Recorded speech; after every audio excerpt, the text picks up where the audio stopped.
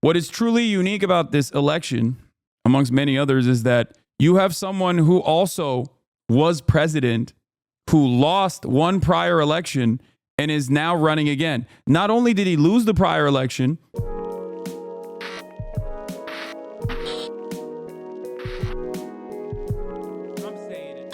this election really is almost over. If Trump wins, the signs were obvious. And it's oh my so God. Close. We've been telling you that day after day. This race is basically tied. So what we're going to do today and tomorrow is to give you the case for if each candidate wins, what is behind their victory.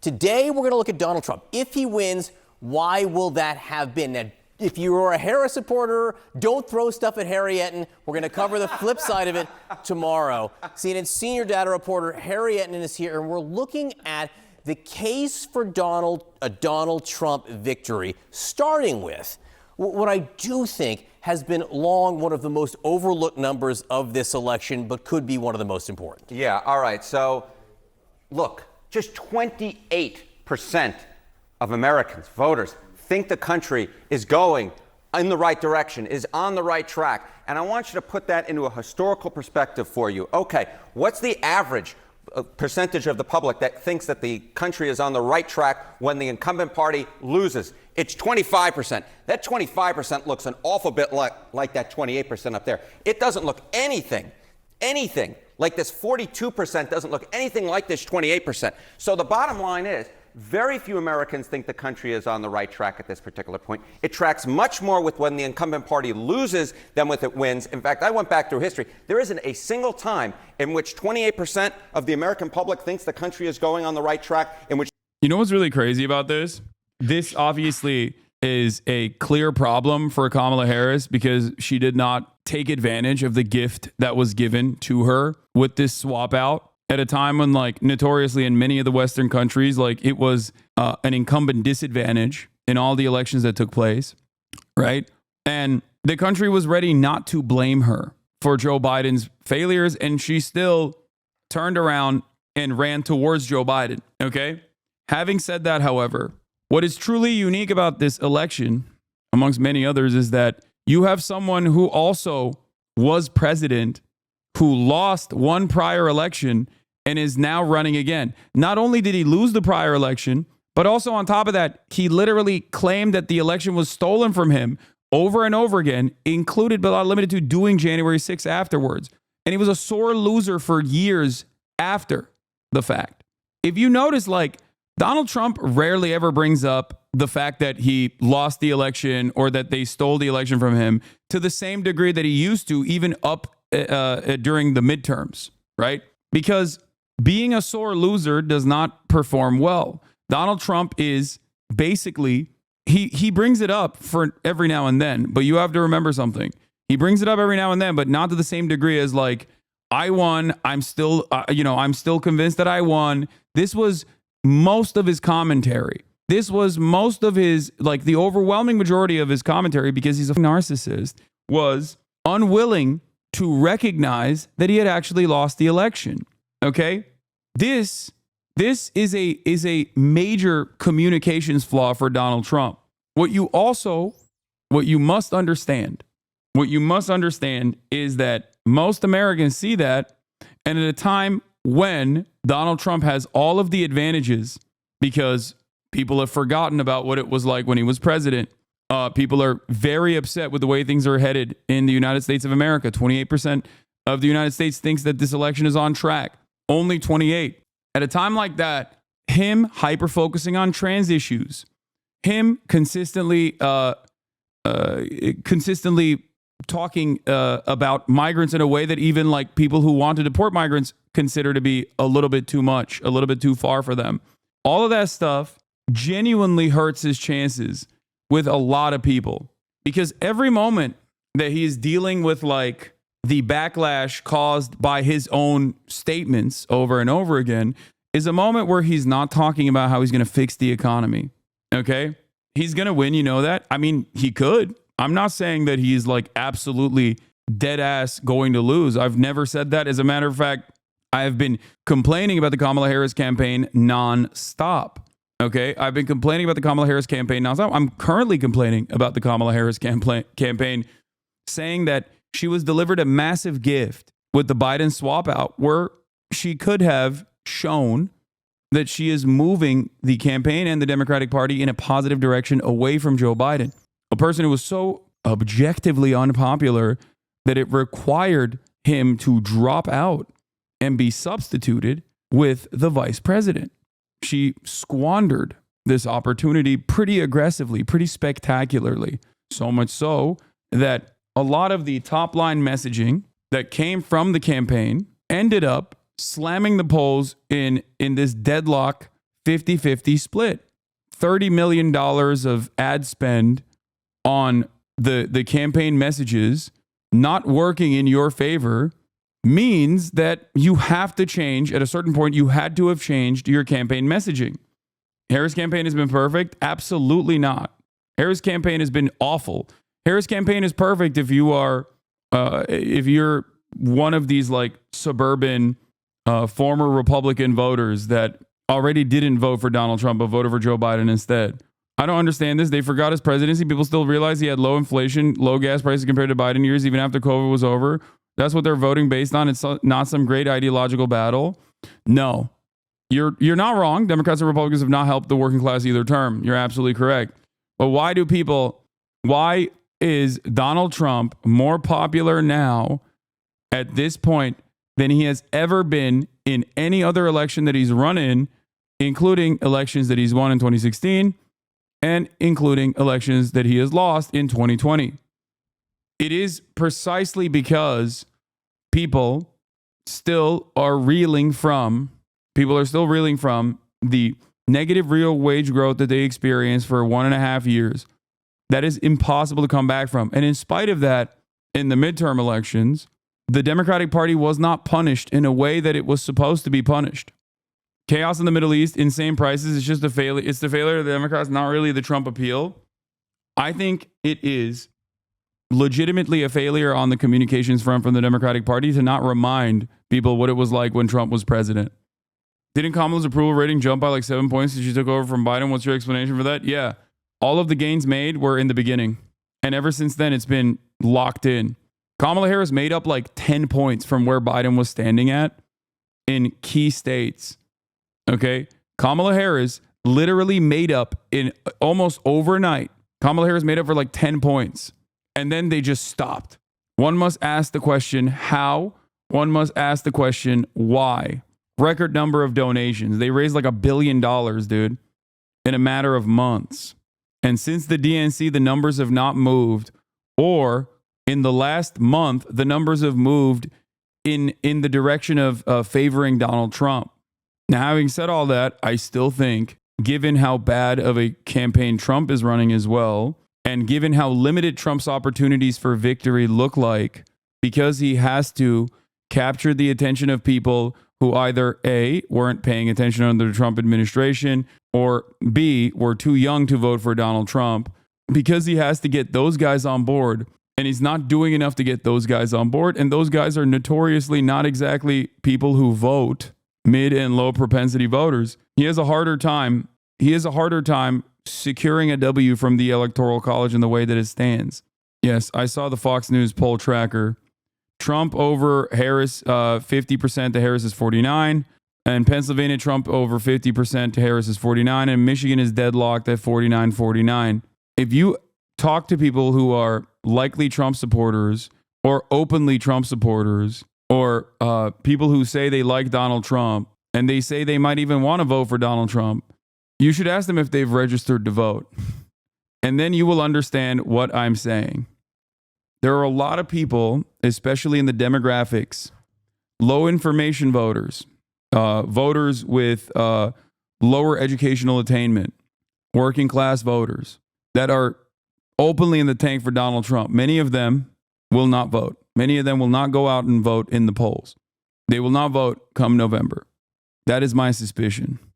Donald Trump has not done enough, in my opinion, beyond like the Republican version of harm reduction to get those guys to come out and vote for him. This is what I'm saying. Harm reduction voting is not successful. It's not a successful strategy. It's not a successful for the Republican Party, and it's not a successful strategy for the Democratic Party. Donald Trump being like, yo, shit sucks, vote for me, I'm gonna fix it, without ever like offering how he's gonna fix it, without ever telling people what they're gonna do, and constantly focusing on like trans people. I'm gonna fix it by deporting every Mexican you've ever seen is maybe good for some people, enough for them to go out and vote because they really hate the Mexicans. But it's not enough for your dummy friends, your coworkers to be like, yeah, you know what? That's right. If you talk to your coworkers who are pro-Trump, who are most likely not going to vote for Donald Trump anyway, even though they are pro-Trump, they're just not going to vote. Ask them what they think about mass deportation. Many of them will say, hell yeah, that sounds like a good idea. Then follow up with that question and say, do you think if someone has been here for years and years, that they should have conditional amnesty, a pathway to citizenship? Like if they've earned their citizenship by working in the United States of America, not doing any crimes or anything like that? Their answers might shock you. If you watch a lot of news media, you probably will be shocked to hear that in the same breath, your coworker will say two things that are diametrically opposed to one another. If you look at the actual polling on the matter, you will not be shocked by this. 64% of Americans say they want mass deportation. The same percentage of Americans in the same polls will also say they want conditional amnesty. A much larger percentage of Americans will say they want full-blown citizenship for dreamers. Bro, nobody cares about your commie Marxist takes and your wild anti-white racism. Can you just play the vote for Trump banger? I'm sick of your anti-white racism and your poor excuse for commentary. Okay, that is a banger. You're right. That's it. What is this? What's he doing now? Oh my God.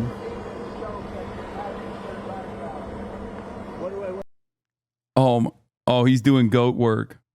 He's doing work. He's doing the work of the goat. He's doing it again. This shit works so well. Ne haber anne? Aha, hemen. Hemen ayaklandı. I don't know anything about the comedian. I don't know who he is. I've never seen him. I heard he made a statement, but it was just a statement that he made. He's a comedian. What can I tell you? I know nothing about him. I don't know why he's there. You put comedians up, and I guess he went on earlier in the show. I don't know who he is.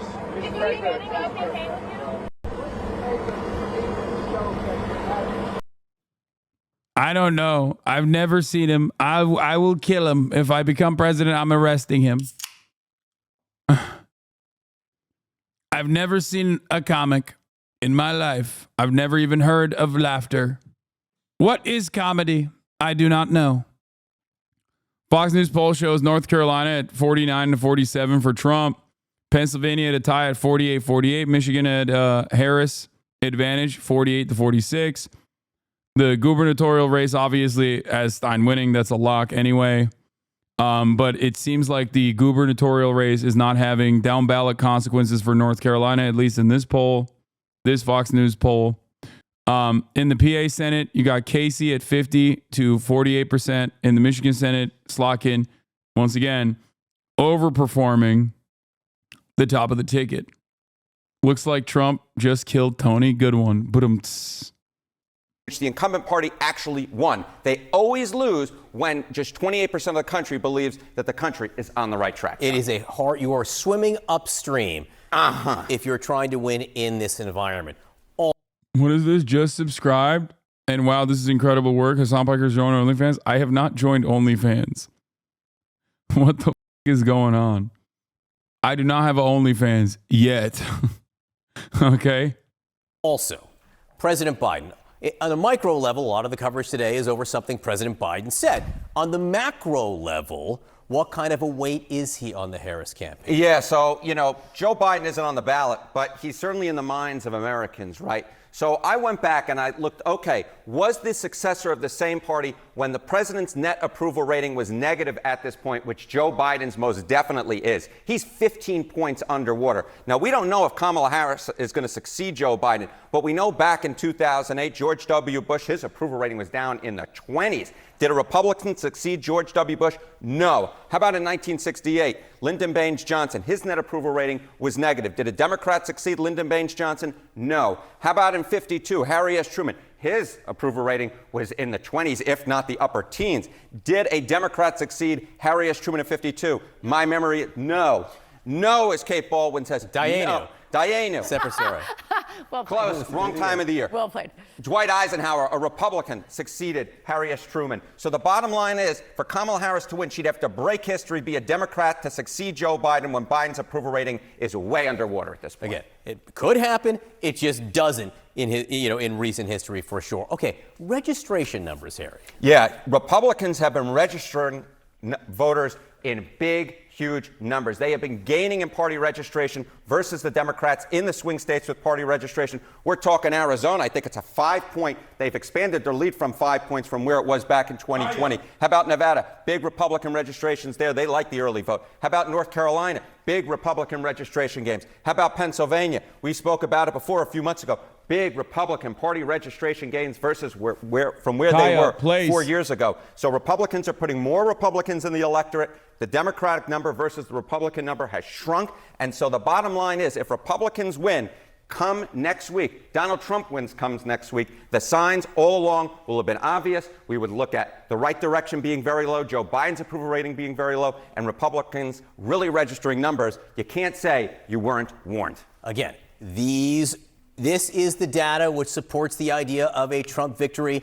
Tomorrow, viewers, you will get the other side. Stay tuned. Kate. It's not even the content, but sometimes Harry's delivery is just it's very scary. You're just a very scary man. You're a very scary man. Thank you, Harry. Again, tomorrow, the other side of it. They're talking about the swing states as they were just laying out very aggressively. And so try this theory on for size. The swing states of today may not be the swing states in play 4 years from now. Let us go to CNN Zach Wolf. Okay, they are literally, they're bored. They got to be bored. That's crazy. That's a crazy question to be asking right now. They're bored.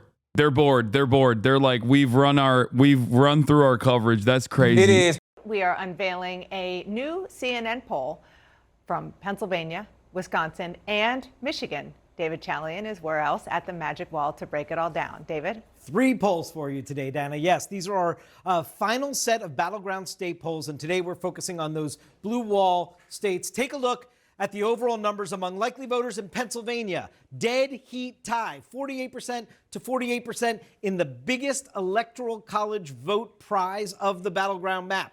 In Michigan, slight edge for Kamala Harris, 48% to 43%. In Wisconsin, we also see a slight edge for Harris, 51% to 45%. I will note in these 2 states, the Supreme Court ruled that it's going to stay this way. Robert F. Kennedy Jr. remains on the ballot, and his presence there may be putting some downward pressure on Trump's numbers there. Let's look at the gender gap across all 3 states. You see here, I'll start down here in Wisconsin. Trump is up 12 with men. Harris up 21 points with women in our poll. That's certainly helping her there. The gender gap's helping her in Michigan. Men are tied between the 2 candidates in Michigan in our poll, whereas Harris has an 8-point advantage with female voters in Michigan. But then take a look here. There isn't really much of a wide gender gap. Trump's got a 4-point edge with men in Pennsylvania. Harris has a 3-point edge with women. That certainly helps explain why the race is tied there. African-American voters. Now, I just want to say, here we're comparing likely voters in a poll, which is different than actual voters that show up in the 2020 exit poll about how the electorate sort of shaped itself and how they voted in Pennsylvania. But as a comparative point, in our poll among likely voters in Michigan, Harris has a 71-point advantage among African-American voters over Donald Trump. Joe Biden in Michigan 4 years ago, according to the exit polls, won the African-American vote in Michigan by 85 percentage points. So a little bit underperformance there in this poll. Harris in Pennsylvania plus 55 for likely black voters versus Biden at plus 85 is crazy. Okay, margin of error says 15 points. Jesus, Lord mercy.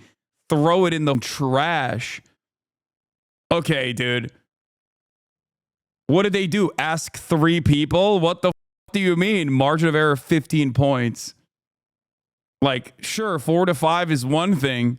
Margin of error 15 points is like, am I crazy? I feel like that's not, like, what are we looking at? What are we looking at here? but much more dramatic. Coworker asked margin of error. Margin of error 15 points is like is akin to, you know, the 13 keys or just like asking your coworker what he thinks the black support for Kamala Harris looks like in comparison to Joe Biden. In Pennsylvania.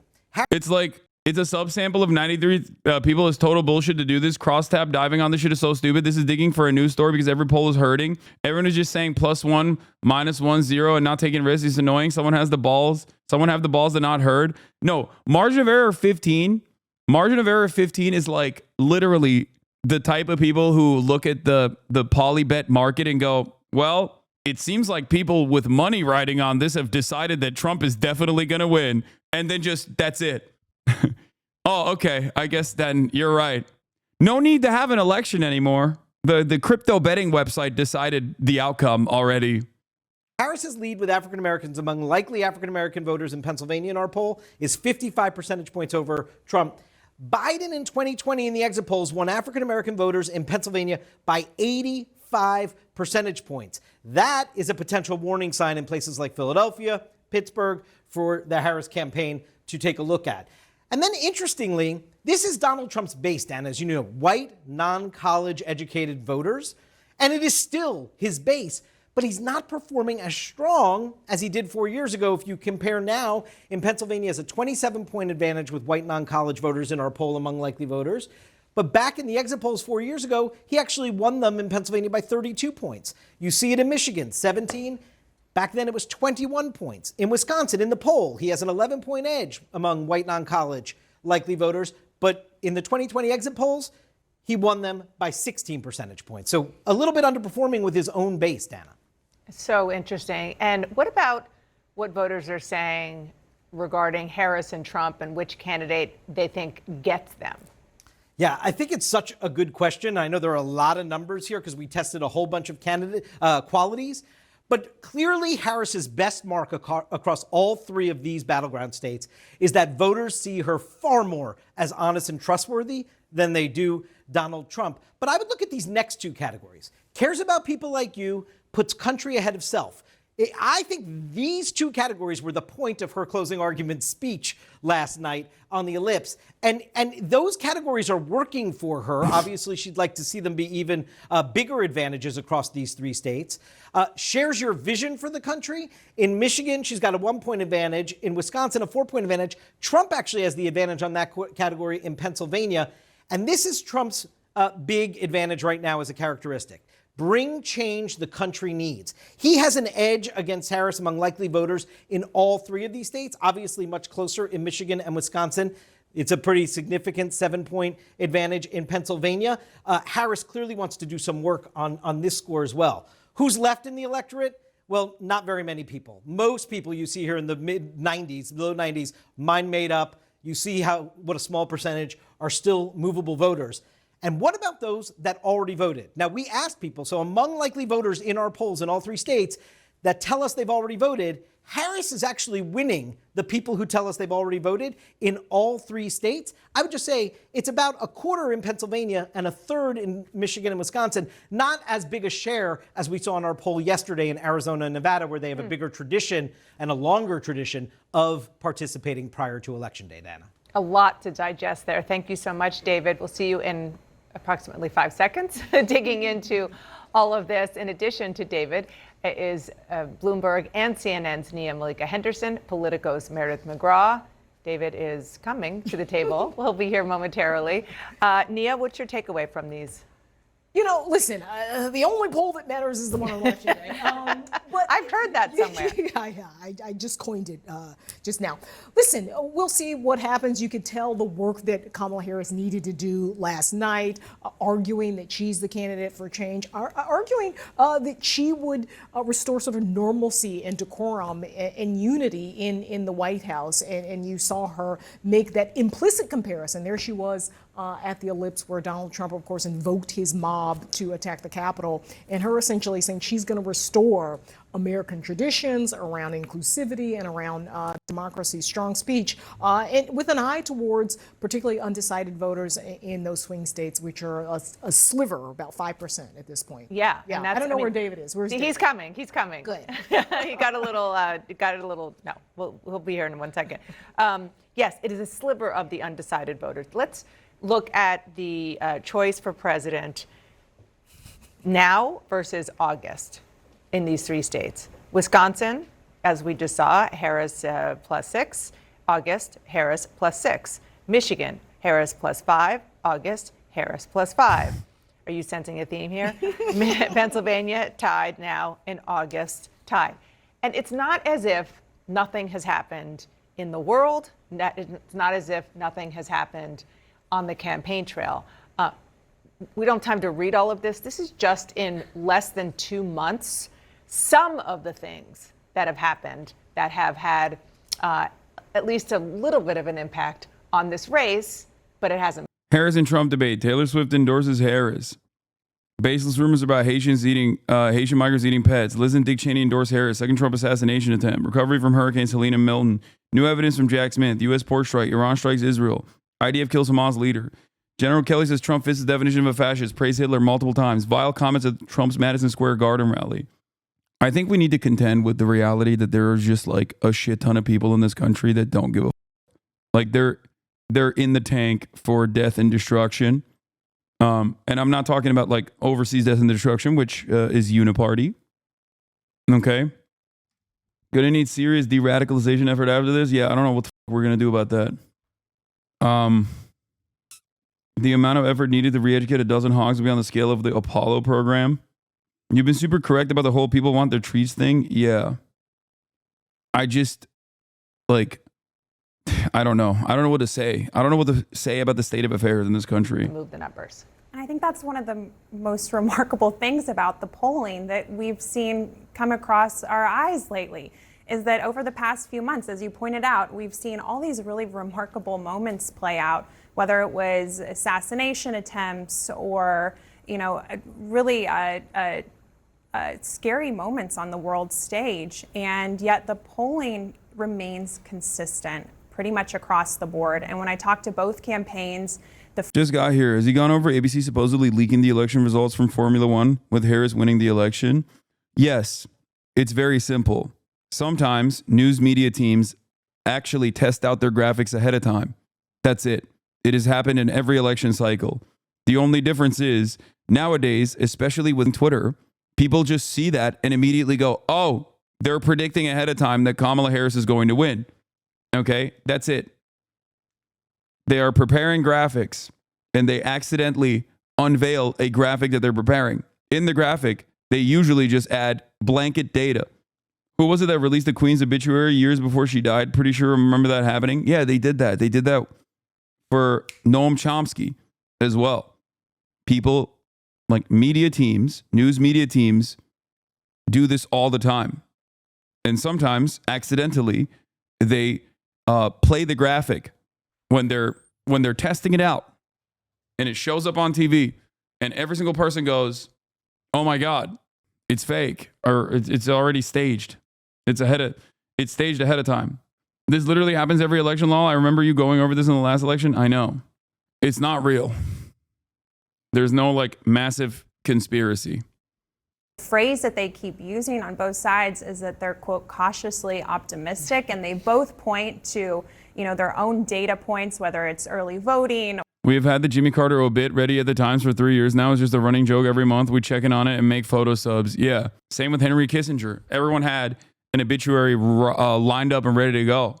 I think it was Boschkar who literally had an entire book written about Henry Kissinger that he was waiting to unveil the moment he passed away. So this is very normal. This is normal stuff. Do not panic. That's it. Here. Dewey defeats Truman was an erroneous banner headline on the front page of the early editions of the Chicago Daily Tribune. On November 3rd, 1948, the day after incumbent United States President Harry S. Truman won an upset victory over his opponent, Governor E. Thomas Dewey of New York, in the 1948 presidential election. It was famously held up by Truman at a stop at St. Louis Union Station following his successful election, smiling triumphantly at the error. This has happened in virtually every single news cycle. What you're experiencing with the TV channel accidentally leaking their graphics for election night is literally dumber than even this. This one at least is like they printed this shit out. Happens all the time. It's not serious.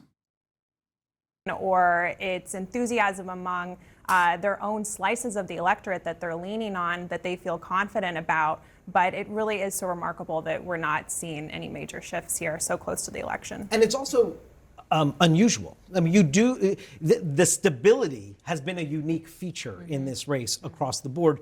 Both campaigns note that as well. And so while the news developments may have been dramatic, the actual structure of the race have not had dramatic turns. But which is unusual, which is the point I know that you're making, is because how many times have we been covering a campaign and we've said, well, the one they can control their message, the one thing they can't control is what happens with regard to outside events. And a lot has happened that they can't control, but it hasn't changed the numbers. No, it's been remarkably stable throughout. I mean, the biggest change in the numbers we saw in this race was when the candidate changed. Of course, on the Democratic side. Which was That's not true now. Of course, the parameters around this discussion is since Kamala Harris got into this race. The last 102 days. Exactly. Exactly. And just staying with the states that these polls came from that we're revealing right now, the blue wall states, we just want to remind our viewers the sort of voting records of these blue wall states.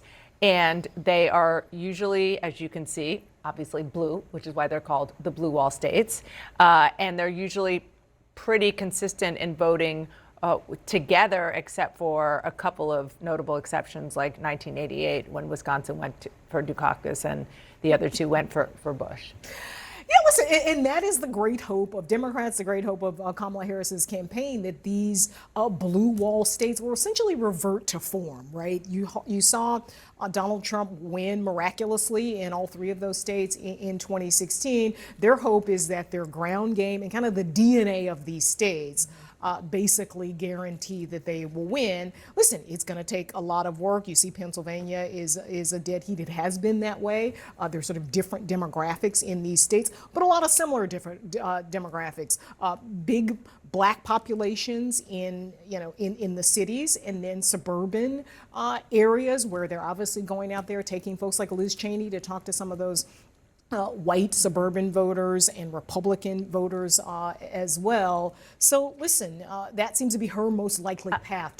Pretty obvious at this point that Republicans and Democrats are seeing things very differently as America decides the 2024 election. We've got a CBS. Republicans and Democrats watch each other's news. This is false. At least like the latest. I haven't checked in on the Pew Center's research on this lately. But back in the day, and this was very consistent for years and years, Republicans reported that they would watch Fox News by 90%, whereas liberals on the other hand consumed a media diet that was not exclusive to liberal outlets. Okay? All Republicans watch Fox News and Fox News only. Liberals watch every outlet, including Fox News. That's usually the case. I don't know if that's changed. CBS News poll showing that most likely Harris voters believe the economy is good, while 87% of likely Trump voters believe it's actually bad. And a majority of Trump supporters think the number of migrants recently crossing the border has been going up, while a majority of Harris supporters say, nah, it's been decreasing or at least staying the same. So how did we get to the point where we are really actually quite literally living in two very different worlds? We went looking for answers through a little social experiment, asking supporters of both candidates to take things in from a new perspective. Separated by only the Passaic River, the New Jersey towns of Livingston and East Hanover are miles apart politically. I'm Tony. Tony, I'm Lou. You can tell where Lou D'Amour and his fiancée. I wonder who this guy's going to vote for, man. By the way, this is precisely like this guy is who Kamala Harris has been trying to shake away from the Republican Party. Maybe not in New Jersey, but in Pennsylvania. It is exactly this guy, just so you understand. a Karen Volino stand, along with many of their neighbors here in East Hanover, which voted for Trump by a large margin in 2020. You got a big political sign on the house. Yeah. That's my hero. While just across the Passaic, it's pretty much the opposite story. Tony, Dana Miller. Dana and Jeff Miller are among the large majority of Livingston that voted blue 4 years ago. And judging by the lawn decorations, What is the defining difference between a person who puts up a sign and a person who doesn't? Passion. many here are now throwing their support behind Harris. No, man, I think she was going for the more moderate Republicans, even if it's misguided. No, I'm saying that, like, the person that she is trying to shake away from the Republican Party is exactly that same type of person. Like that guy, in terms of wealth, in terms of educational attainment, it is guys exactly like that family that they are trying to desperately shake away. And it has been a failure. Donald Trump is a sociopath. He's a narcissist, autocrat in waiting. What are the issues for you? The issues are, to me, primarily democracy. Democracy. Feelings about what's at stake are just as strong on the other side of the river. If she did, God forbid, win, it's over for us. Like America, it's over for us. It's done. So, chap, both of these people are upper middle class, okay, in income. They're both rich in the way that you understand rich, okay? They're both rich. How did it come to be that Americans could see things so differently? I don't know. I get my bagels in East Hanover. Exactly. I'm hanging out with these people. So We're watching games. Right. You know, we're doing all this. But when it comes to politics, there's a clear divide. A divide that's noticeable here and everywhere else, with polls showing 4 out of every 5 adults believe Americans are greatly divided on our most important values. You can't say what you want to say. And the other. Yeah, who the would be saying that they're not? Like, honestly, yeah, they are. We are an incredibly divided nation. That's true.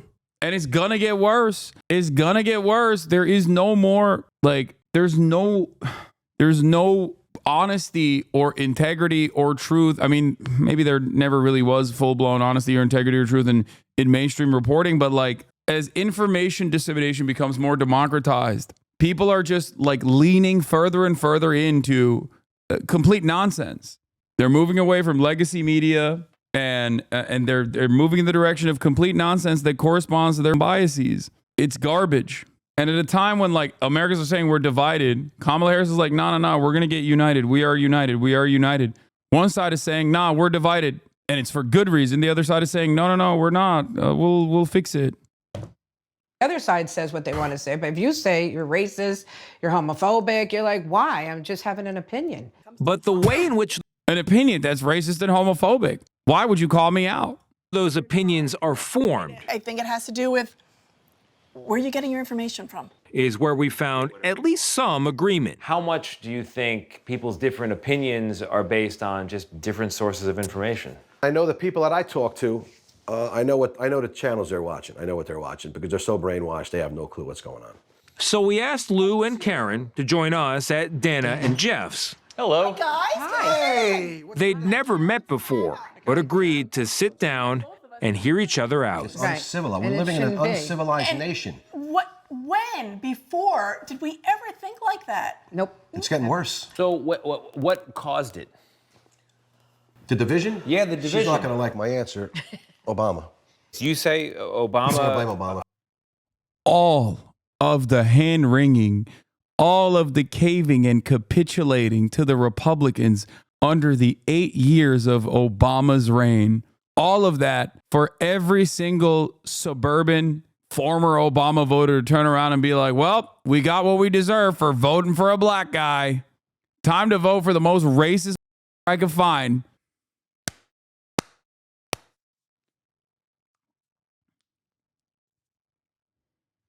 Just saying. Unleashed something, Yeah, or you know what? represented something. You know what unleashed me? Trump.